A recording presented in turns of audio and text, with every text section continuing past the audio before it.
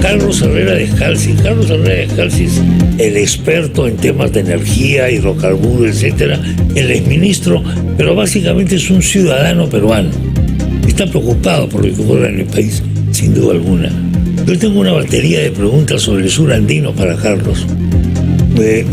A ver si es verdad que el litio tiene tanta importancia geopolítica como parece, pero antes de entrar a ese tema, que es un poquito más especializado, quisiera pedirte tu sensación sobre qué está pasando en este momento, Carlos, y qué se debe hacer en este momento. Claro, yo siento que el Perú es un lugar donde se han sembrado vientos y estamos cosechando tempestades. Creo que estamos recibiendo el acumulado de muchos años de descuido, de no haber procedido bien. O sea, hoy tenemos un ejecutivo débil y esto se retrotrae al año en que obligaron a renunciar a PPK, ¿no es cierto? El Congreso, no contento con cuál había sido el resultado de las elecciones, lo obligó a renunciar. Entonces vino su vicepresidente. El Congreso, o la mayoría del Congreso, quiso ponerle las reglas al vicepresidente. El vicepresidente cerró el Congreso. Luego vino otro Congreso y lo vacó, y así hemos estado. Una dialéctica, presidente, esto ejecutivo, Congreso. O sea, no hemos logrado en los últimos años tener un ejecutivo fuerte, ¿no? Que pueda imponer condiciones y que conduzca al país. Y luego creo que en los años de bonanza, en los años que ha habido mucho dinero, no se ha crecido lo que se debió crecer. Y se ha generado un enfrentamiento Lima contra provincias. Yo históricamente veo como que Cusco es la capital del Imperio Incaico. Lima es la capital del virreinato. El virreinato español. Y después de la independencia se generaron dos Perús. Uno que sigue teniendo como capital a Cusco, que es el sur, y otro que es Lima, con dos idiosincrasias distintas que no se llegaron a integrar totalmente. Integrarse significa haber constituido una nación. Pocas son las cosas que unen al Perú, salvo el fútbol. Creo que no hay muchas otras cosas que unan al Perú donde todos sus ciudadanos estén de acuerdo a algo. Ahora, sin embargo, Lima se ha andinizado enormemente. Lima, como capital, ya no es, supongo, la pequeña Lima blanca, digamos. No, Lima... Alguna vez lo fue, ¿no? Claro. Pero sigue funcionando este estereotipo. Sí, pero la Lima efectivamente no es la de antaño. Es una Lima integrada por provincianos. La gran cantidad de limeños son provincianos, realmente, ¿no? Pero son gente que ha migrado del propio Perú, que se ha hecho a otro estilo de vida, que han podido progresar, los que han logrado sobrevivir, etcétera, y tienen una idiosincrasia distinta. Es diferente a la andina tradicional. A las de sus fuentes originales, ¿no? Y eso es lo que no se ha logrado entender. Ahora, creo que algo que ha hecho muchísimo daño y no se percibe es el tema de la corrupción. El tema de la corrupción, especialmente en los gobiernos provinciales. No podemos poner a todos en el mismo costal, pero hay un número muy importante entre gobiernos locales, hablo de alcaldes, y gobiernos regionales. Ellos han robado. O sea, reciben el dinero de las obras públicas para obras públicas. Estuve sacando en el caso de estos colaboradores eficaces durante el presidente Castillo, al alcalde que llegaba frecuentemente, etcétera. Cuando vi las cifras, no de la administración Castillo, anteriores a la administración Castillo, deduje que las coimas que le sacan al presupuesto de la obra son 40%. 40%. Entonces, si 40% se ven coimas, con 60% es imposible construir la obra. El constructor saca su plata, recibe del adelanto, planta la obra y la obra se queda ahí. Y tenemos no sé cuántas obras a medio construir. Todas esas obras tienen un destino de servicios para la gente, que finalmente nunca los puede usufructuar. Y todo eso va generando este resentimiento, pero no se dan cuenta que son sus autoridades locales. Se van contra Lima. Me llama la atención, poderosamente. Sigue funcionando el mito de la responsabilidad de Lima. Sí, todo lo que ocurre. Sí, o sea, lo que se hizo para crear los gobiernos regionales y trasladarle los poderes no ha servido de nada. Siempre es Lima la responsable. Hace una semana conversaba a través del Colegio de Ingenieros, durante la semana del capítulo de minas, me invitaron a tocar temas de minería. Entonces yo les hice un repaso del anuario estadístico, porque son las cifras oficiales, etcétera, etcétera, y les enseñé. Les dije, por ejemplo, no me acuerdo las cifras exactamente ya, pero pongamos, de lo que es el canon, o de lo que es las regalías, cuánto recibe provincias, cuánto recibe Lima. Entonces le saqué las cifras. Lima recibía 140 millones de soles. Ancash recibe 1.400. Claro. Tacna recibe 700. Entonces Lima tiene 10 millones de habitantes, ¿no? Comparémoslo con las poblaciones de Ancash o de Tacna. Entonces, si nos vamos al producto, solo al de la minería, no estamos hablando de los otros componentes del PBI, porque muchas de las quejas son respecto al tema minero. Sí, claro. El dinero se está yendo a los gobiernos regionales. A los gobiernos regionales. Ahora, ¿qué han hecho con ese dinero? Claro, evidentemente. Bueno, en eso estamos. Sin embargo, en mucha de la gente que ha venido a Lima, ahora, por ejemplo, este muchacho que estaba entrando a San Marcos de Sihuani, él cree que Lima es la opresora, y nuestra reportera le pregunta, ¿y hasta cuándo te piensas quedar acá? Hasta que caiga la presidenta, hasta que renuncie el presidente. Entonces, ¿qué nos espera de esto? Claro. ¿A dónde vamos a llegar? O sea, yo veía los ómnibus y todo, y mi primera vista es estas personas que se están tomando el trabajo de venir desde tan lejos, que vienen cargados de resentimientos, que saben que no van a ir a un hotel de 3 estrellas, ¿no? O de 1 estrella siquiera, claro. No van a ir a lo que sea. Van a venir a marchar pacíficamente por las calles.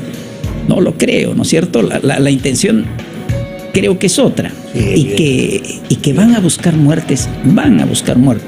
Porque tras esta gente, que es la gente que manipulan, que engañan, he escuchado, conversaba con mi mecánico esta mañana y me decía que lo que él sabe por la gente con la que él conversa es que hay gente que viene forzada.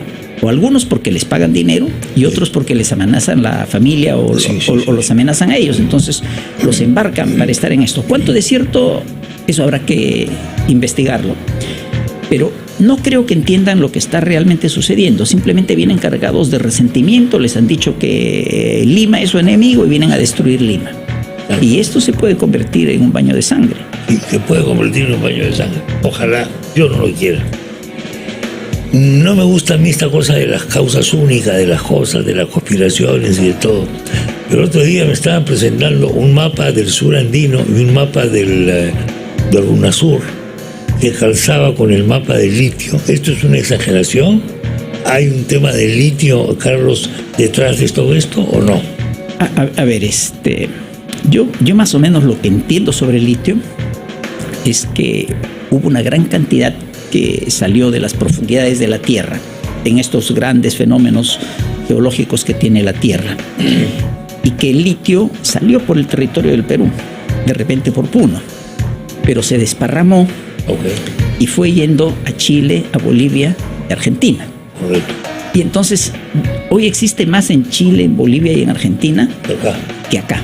Correcto. Entonces, ahora, el litio, o sea, igual que cualquier mineral, su valor depende de cuánto hay que poner de dinero para ponerlo en valor, cuánto hay que procesarlo.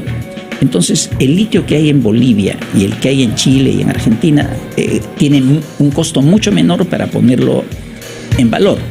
Ahora, cuando yo miro a los 3 países, los elementos para desarrollar algo son que exista la materia prima, que existe, digamos, en los 4 países, no en las mismas condiciones, pero existe en los 4 países.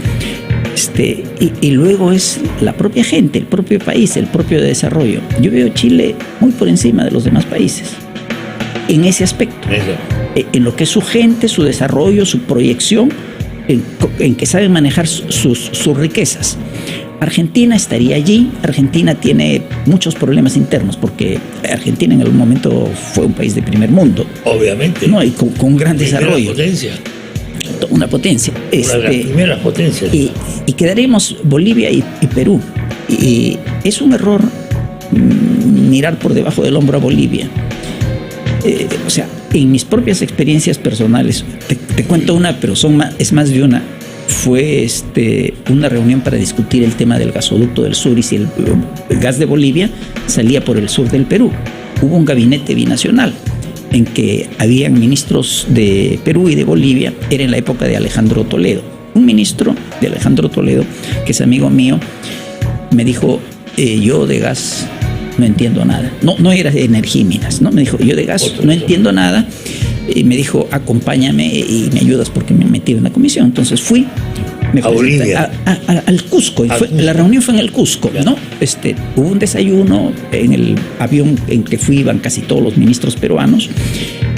Ya nos esperaban los ministros bolivianos.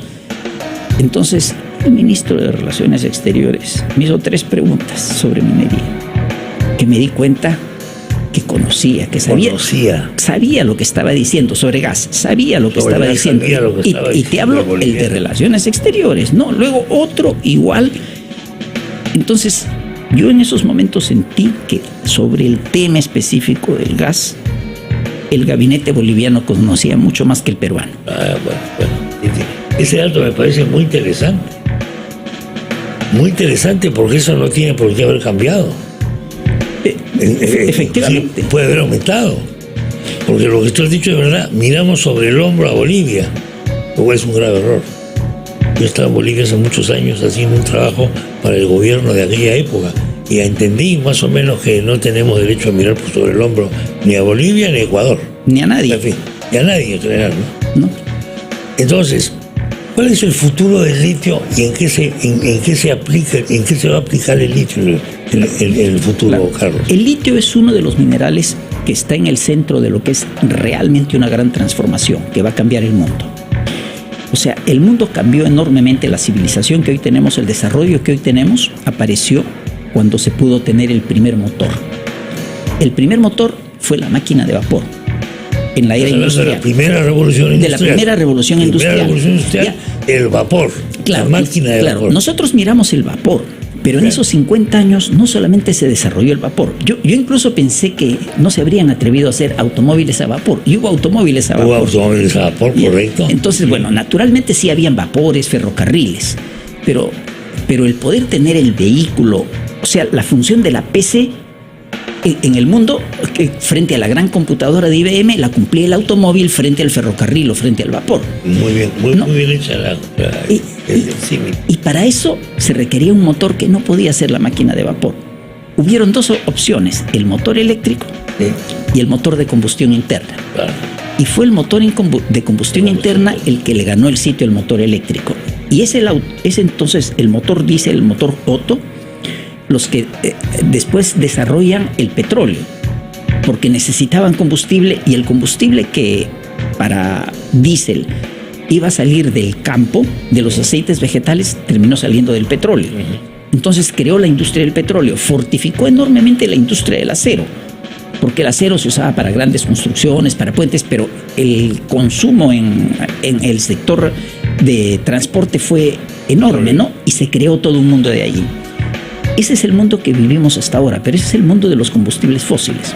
Los combustibles fósiles ya no pueden seguir. Absolutamente. Entonces, en Europa principalmente, pero el primer mundo decidió sacar al petróleo. Pero ese proceso de sacar al petróleo no es tan fácil. Los países árabes, por ejemplo, o los países que son grandes exportadores de petróleo, no lo pueden recibir como una buena noticia, ni pueden resignar a que sus economías, que tenían una fortaleza enorme porque tenían petróleo, se encuentren luego en una situación donde el petróleo ya no tiene el valor, o tiene un valor mucho menor que el de antes, que sería cuando deje de ser el combustible fundamental del transporte. Bueno, estamos en ese proceso. Entonces, creo que la guerra Rusia-Ucrania es parte de ese proceso, de la lucha por los mercados del gas, por los hidrocarburos, de no perecer tan pronto, pero el proceso se va dando. Ese proceso trae otras cosas. Se requiere primero una fuente de energía. Esas van a ser fuentes de energía renovables. El Perú tiene una muy buena situación en eso. Chile tiene también una muy buena situación y una situación de privilegio. Si no es el más grande, por lo menos una de las más grandes fuentes de energía solar del planeta es el desierto de Atacama. Entonces, primero tienes la materia prima. La energía. Luego, sol de Atacama. Luego necesita los minerales. Los minerales son, en un lado son el cobre para lo eléctrico, pero también los nuevos vehículos, el nuevo transporte va a necesitar algo que sustituya al tanque de combustible. Hay dos opciones. Una es la opción eléctrica, una gran batería. Y el litio es el que se está usando para esas baterías eléctricas, porque el litio tiene un peso mínimo y con muy poco peso puede almacenar una gran cantidad de energía que le da autonomía a los vehículos. La otra opción es lo que se llama el hidrógeno verde. Es la sustitución del combustible natural o el combustible que sale de los hidrocarburos por un combustible artificial, que es el hidrógeno. Entonces, lo que vamos a ver en el mundo en los años que siguen es un crecimiento, especialmente en el sector transporte, de la electrificación del transporte de un lado, o en el caso del transporte también, como hubo cuando comenzó la disputa entre el diésel y el eléctrico, ahora sería entre el eléctrico y el hidrógeno. Entonces, ¿cómo queda el Perú? El Perú tiene cobre, el Perú tiene litio, quizás no el que hoy conocemos en las condiciones de lo que tienen Chile. Bolivia, que lo tienen el Salario Uyuni, y Argentina. Y hay, por cierto, empresas chilenas que explotan litio. El Salario Uyuni, justamente, en la pantalla nos están colocando acá en el equipo de producción. El famoso Salario Uyuni. Claro, tengo un amigo que me contó que estaban negociando. Él representa un grupo chino, europeo, que estaban negociando con el gobierno de Bolivia, sí, el tema del litio, pero que el gobierno de Bolivia quería que las baterías se fabriquen en Bolivia, ¿no? Y Argentina está también en el tema del litio.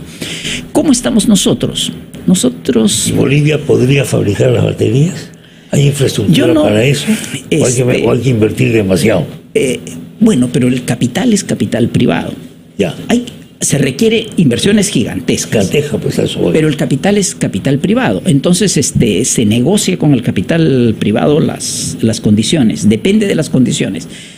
Bolivia tiene, creo que, dos temas desfavorables. Primero, su enclaustramiento, porque lo que se tenga que exportar tiene que salir al mar y no tiene mar. O sale por Chile, que lo veo muy, muy difícil, entonces lo único que le queda es salir por el Perú. Por acá.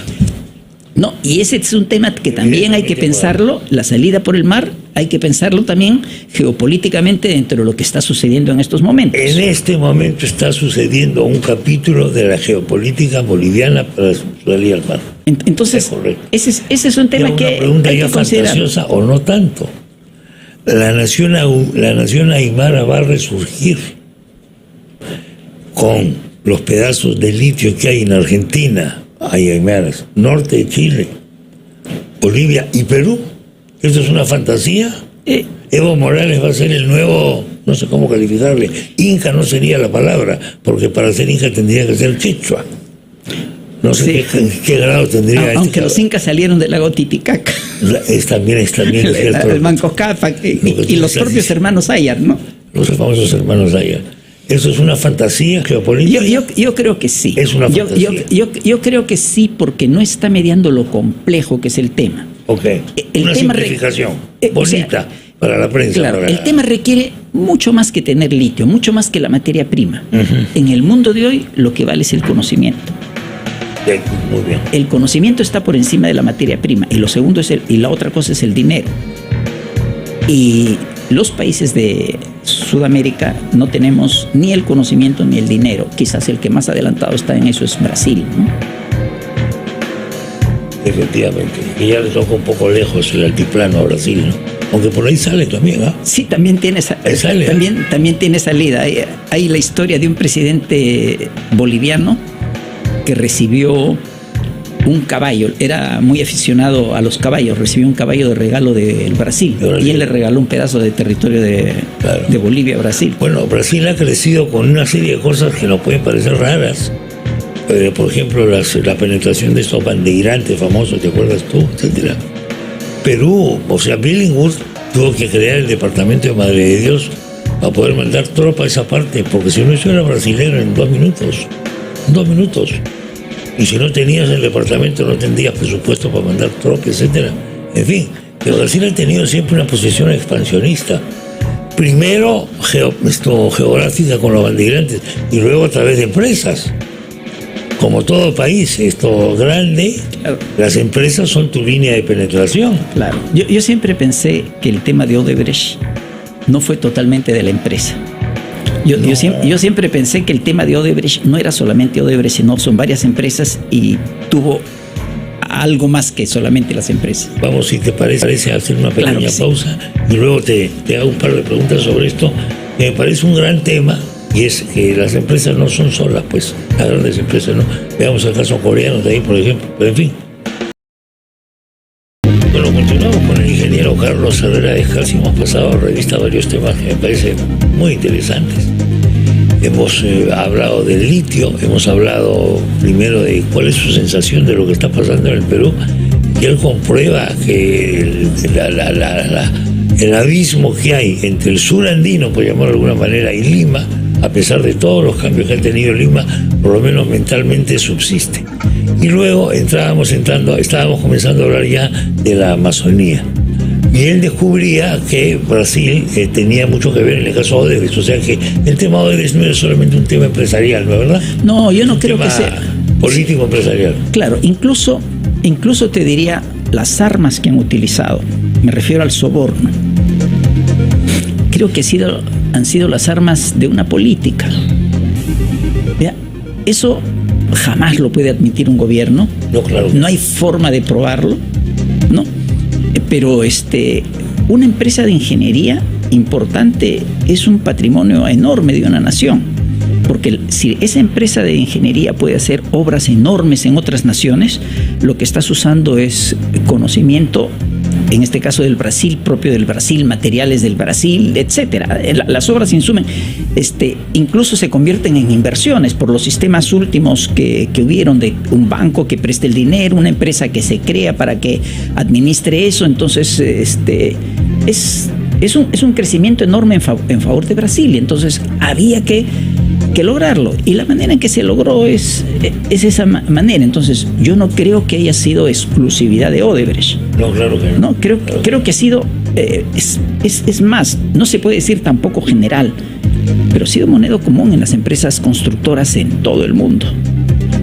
Hubo una época en que en países europeos sus empresas, al dar cuentas a la administración local por el tema tributario, deducían los gastos de las comisiones. De las comisiones. Claro, claro. Bueno, Odebrecht en un momento de esplendor tenía obras en todo el mundo, inclusive en el primer mundo. Claro, esa fue su hecatombe. Pasar el Río Grande. El problema fue que ya se metió con los gringos, por llamarlo de alguna manera.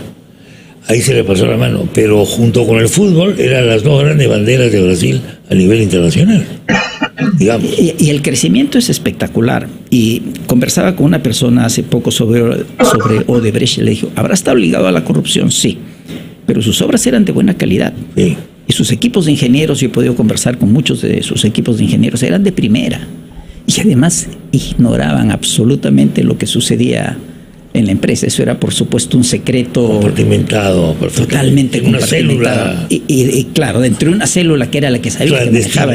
Sí, ¿no? Que era el cómo se manejaba y cómo se obtenían los grandes contratos. Pero gracias a ella salían los negocios, salían los contratos, ¿no? Claro, pues ponían los presidentes, ¿no? Eran empresas que no conversaban con los ministros, conversaban con los presidentes. Entonces, cuando había un cambio extraño en el ministerio, uno a veces veía por qué salió tal persona, o por qué se movió, o por qué tal pedido. Ahora uno tiene la explicación, ¿no? Es porque van a la cabeza. Y porque hay compromisos, claro, y porque hay compromisos de la cabeza. Eso lo aprendieron. Y eso creo que lo han practicado en toda América del Sur.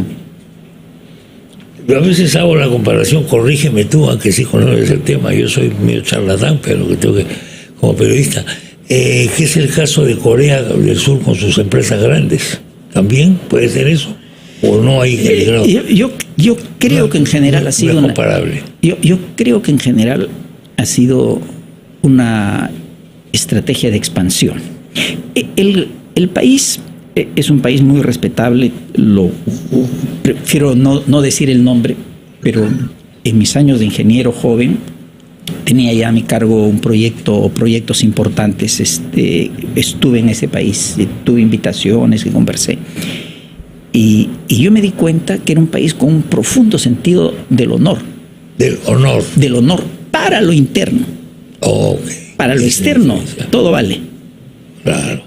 ¿Bien? Entre nosotros no. No, entre nosotros no. Entre Pero nosotros somos gente de honor. Fuera de la familia. Pero fuera de la familia podemos usar las herramientas que sean necesarias. Entre los bárbaros. Más o menos. ¿Ya? Entonces, no es generalizable. Pero da origen a la pregunta, ¿cuánto de eso se aplicó? ¿Cuánto de eso fue la estrategia para el desarrollo de los países? ¿Cuánto de eso fue parte, especialmente cuando había geopolítica de por medio, ¿no? Claro. El acceso a los recursos de otros países o el dominio de los recursos de otros países. Imagínate, toda la época de la Guerra Fría también tiene que ver con esto, de alguna manera. En fin, yo me acuerdo mucho, bueno, cuando comenzaron a llegar al Perú los primeros productos japoneses, eran vistos como una cosa menor, sí. ¿No? Mala pero barata. Barata. Y después se convirtieron en... Cuando comenzaron a llegar los primeros productos coreanos, era la misma historia, sí. Mala pero barata. Hasta que son de muy buena calidad, ¿no? Y cuando están llegando los productos chinos al Perú, los autos, por ejemplo. Sí, pero China tiene ya productos de muy alta calidad. Exactamente. Lo que pasa es que la estrategia de China te cubre todos los mercados. Producto de baja calidad, bajo precio, hay mercado para ellos. Hay público para todo. Pero también para los otros casos también tiene. O sea, China es ya una superpotencia. Es una superpotencia. Ya es una superpotencia. Yo siempre pienso que va a haber una confrontación Oriente-Occidente. Son dos culturas distintas, diferentes, ¿no es cierto? Pero digo, por un lado, los Estados Unidos son, ¿cuánto? 360 millones de habitantes. Solamente que gente en términos de educación, de alimentación, muy bien preparada. Bueno, China aspira a lo mismo. Si China logra eso mismo en sus habitantes, estamos hablando de 1.300 versus 360. Y China está creando, bueno, China ha hecho una revolución total en la historia. No me refiero al comunismo, me refiero a la alimentación de todo el pueblo. Y segundo, está surgiendo una clase media enorme, poderosísima. Por supuesto hay muchísimo pobre también, ¿eh? Y el campo es todavía muy pobre, y primitivo, y rudimentario. Pero el milagro de este país, que ha sido de una miseria absoluta, oye. Terrible. Absoluta. Sí, terrible. En términos históricos, hasta ayer nomás, o sea, hasta hace poquito. Todavía tenemos que hablar de las hambrunas en la época de Mao y todo eso. Sí, esto es anteayer. Hoy día esté comiendo todo el mundo y que hay una clase media y que hoy día los turistas japoneses hayan sido reemplazados por los chinos, es una cosa para mí que jamás imaginé. Tuve una conversación con un joven chino que por distintas razones terminó estancado en el Cusco, llegó a conocer Machu Picchu, quería practicar su quechua. Porque es un estudiante de lingüística. Allá en China había estudiado. No, estudia lingüística en Estados Unidos, en Chicago. Ya. ¿No? Entonces, por distintas razones lo conocí, pudimos conversar un momento y habían otras personas ahí. Entonces, una persona le preguntó si era hijo único. Yo me estremecí porque recordé que él debe pertenecer a una generación donde las familias solamente podían tener un hijo. Claro, por ley, ¿no? Obligatorio. Sí. Entonces, preguntarle si tenía hermanos, bueno, es una generación que no conoció hermanos, pero él vive ya 2 o 3 años en los Estados Unidos, lo mantiene su familia y su padre es un industrial. Entonces, ver que un turista chino en esas condiciones en una generación. Sí. Oye, mira, el actual presidente Xi de China, el papá de este presidente, estuvo purgado por la revolución cultural, viviendo en condiciones paupérrimas en una aldea de 5ª categoría, sin 3 comidas al día. Y este chiquito, el presidente Xi, estaba en esa aldea. Es una cosa increíble. Y no comían pues lo suficiente. O sea, había desnutrición, sí señor, y muertos de hambre también, señor. Hoy es el presidente y es el nuevo emperador, por llamarlo de alguna manera. En una generación, en Europa, una generación es nada. O sea, en Europa, para que un miembro de tu clan o de tu familia, que no eres de la aristocracia, llegue a la universidad, tienen que pasar 3, 4 generaciones. Es un fenómeno de los países, iba a decir viejo, Chile más viejo.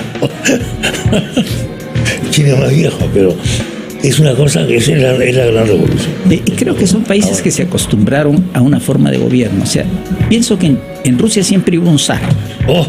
El Partido Comunista fue un zar, los gobernantes del Partido Comunista fueron zares y el actual presidente es un zar. Más poderoso que Iván el Terrible. Y en la China lo mismo. Claro. Y la gran diferencia entre, por ejemplo, Rusia, China y los Estados Unidos es que los Estados Unidos cada 4, cada 8 años cambian de presidente. O sea, y como alternan entre dos líneas, no tienen las divergencias del Perú, obviamente, pero no pueden mantener una línea como sí lo puede mantener un país que tiene un solo gobernante. Por supuesto. Entonces, ahí es que se acortan distancias. Eso es lo que ha ocurrido en China. Más que en Rusia, porque en Rusia todavía se han demorado en llegar a la generación, y ahora lo que tienen es una cosa muy rara. Es lo de los zares que tú decías, ¿no? Es lo de los zares, o sea... Sí, la nación se acostumbró a eso. El espíritu de Iván el Terrible ha seguido, y después Pedro, pues el zar Pedro el Grande. Petrogrado, o sea, esto... Y inclusive en la época del comunismo, se llamaba Leningrado, Petrogrado, que Leningrado fue una cosa efímera, pero los grandes monumentos de la ciudad eran a Pedro el Grande y compañía. No eran a la era soviética. En fin. Bueno, en eso estamos. Ojalá, oh Dios mío, esto no llega a mayores. Volviendo a nuestra... Ojalá haya mucha prudencia, mucho tacto. Ciudad. Mucho tacto, pero yo lo veo bien difícil. Lo que vi esta mañana, la organización, o sea, no es gente que viene de casualidad, hay gente que le espera, ya todo está, como que todo está planificado, ¿no? Está planificado. Y desgraciadamente, pues, sería ingenuo de pensar que vienen a desfilar por las calles. Claro que no. Bueno, que Dios nos coja confesados. Te agradezco, Carlos, como siempre, la visita. Muy interesante la conversación. Muchísimas gracias, Chemo. Para mí siempre es muy grato conversar contigo. Muy bien. Carlos Herrera de Calci.